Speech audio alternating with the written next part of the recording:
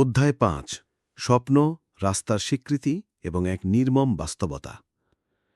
মানুষ সাধারণত টাকা পয়সা আর দামি গাড়ি নিয়ে দিবাস্বপ্ন দেখে, আর আমার দিবারাত্রির স্বপ্ন জুড়ে থাকত কেবলই শর্ট সিলেকশন। রাতের পর রাত জেগে বিছানায় শুয়ে পিচের প্রতিটি বল আর শটের নিখুঁত দৃশ্য মনে মনে সাজানো। এই ভিজুয়ালাইজেশন বা কল্পনার অভ্যাসটা আমার আজও আছে, তবে বয়স বাড়ার সাথে সাথে তীব্রতাটা একটু কমেছে। ক্যারিয়ারের এক চরম মুহূর্তে আমি পুরো ম্যাচটাই ম্যাচের আগের রাতে মাথার ভেতর খেলে ফেলতাম।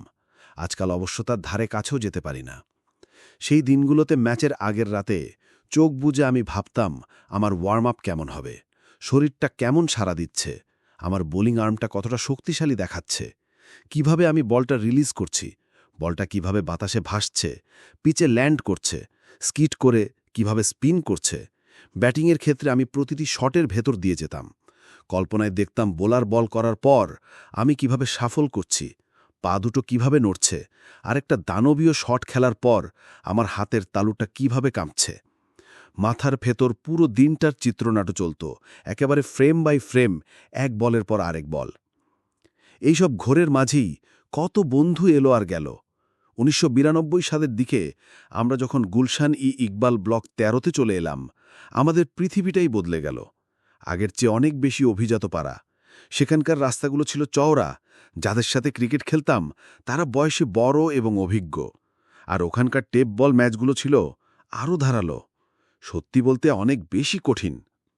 পুরো এলাকায় আমাদের চেনা কোনো পাঠান বা আত্মীয়স্বজন ছিল না, তবে ক্রিকেটের মাঠে পা রাখার পর সেই একাকিত্ব এক সেকেন্ডেও টের পাইনি। ক্রিকেটের ২২ গজে অন্তত আমার পাড়ায় কোনো দলাদলি বা নোংরা রাজনীতি ছিল না। সেই বয়সে বড় খেলোয়াড়দের সাথে টক্কর দিতে দিতেই আমার ভেতরের আসল আত্মবিশ্বাসটা ডানা মেলতে শুরু করে। একদিকে অনূর্ধ্ব ১৬ সার্কিটে নিয়মিত খেলছি, অন্যদিকে স্ট্রিট ক্রিকেটে করাচির রাস্তায় নিজের দাপট চওড়া করছি। কৈশোরের গণ্ডি পেরিয়ে তরুণের কোঠায় পা দেওয়ার পর রাতের বেলা পাড়ার তথাকথিত হটশট বা রাজনৈতিক কানেকশন থাকা ডাঁটওয়ালা ছেলেদের সাথে আড্ডা দেওয়া শুরু করলাম। খেলা শেষ হওয়ার পরও গভীর রাত পর্যন্ত রাস্তায় আড্ডা দেওয়াটা আমার অভ্যাসে পরিণত হতে লাগল। তারপর একদিন আমার জীবনের মোড়টা ঘুরে গেল। আমার বড় ভাই তারিক এক ঝটকায় আমার অবাধ্য কৈশোরকে টেনে মাটিতে নামালেন, একটি চরের মাধ্যমে। সেই ঐতিহাসিক চর। সেই দিনও মাঝরাতে ছেলেদের সাথে রাস্তায় স্রেফ আড্ডা মারছিলাম, ফালতু সময় নষ্ট। হঠাৎ তারিক ভাই সেখানে হাজির হলেন। সবার সামনে আমাকে কড়া গলায় বললেন যে ম্যাচ শেষ হওয়ার সাথে সাথেই আমার সোজা বাড়ি ফেরা উচিত ছিল। আমি যখন একটু প্রতিবাদ করতে গেলাম, তিনি আর কোনো কথা না বাড়িয়ে ঠাস করে আমার গালে একটা চড় কষিয়ে দিলেন, একেবারে সবার সামনে। মুহূর্তের মধ্যে আমার অহংকার ধূলিসাৎ হয়ে গেল। নিজেকে ভীষণ ছোট, লজ্জিত আর রাগান্বিত মনে হচ্ছিল। সবার সামনে এভাবে গায়ে হাত তোলায় তারিক ভাইয়ের উপর আমার তীব্র ক্ষোভ জন্মেছিল। তিনি আমাকে কড়া হুঁশিয়ারি দিয়েছিলেন যে তিনি আমার ক্রিকেট খেলা পছন্দ করলেও তিনি নিজেও ফার্স্ট ক্লাস ক্রিকেট খেলেছেন এবং একজন দুর্দান্ত ফাস্ট বোলার ছিলেন। ক্রিকেটের আড়ালে আমি যে ধরনের সামাজিক আড্ডায় জড়িয়ে পড়ছিলাম তা তিনি কোনোভাবেই মেনে নেবেন না। সবার সামনে অপমানিত বোধ করায় আমি সেদিন ফুঁসছিলাম।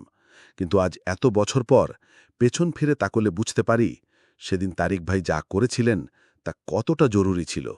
সত্যি বলতে কি, সেই চটটা আমার প্রাপ্যই ছিল এবং আমি ভাগ্যিস সবার সামনেই চটটা খেয়েছিলাম। করাচির সেই উত্তাল দিনগুলোতে আমি যদি ওইসব রাজনৈতিক গ্যাংয়ের ছেলেদের সাথে ওঠা বসা চালিয়ে যেতাম, তাহলে নিশ্চিতভাবেই ক্রিকেট থেকে আমার মন বিষে যেত, ফোকাসটাই নষ্ট হয়ে যেত। সেদিন আমার সাথে আড্ডা দেওয়া সেই ছেলেদের অনেকেই পরবর্তীতে জীবনে খুব একটা ভালো কিছু করতে পারেনি।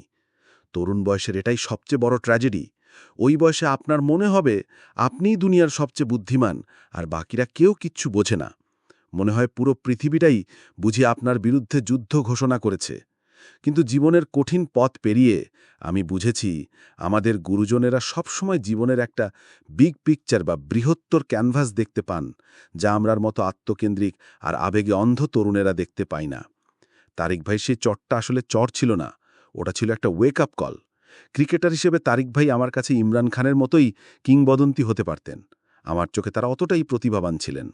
আর সবচেয়ে বড় কথা, তিনি ছিলেন আমার বাবা আর আমার মাঝে সেই ইস্পাতের প্রাচীর।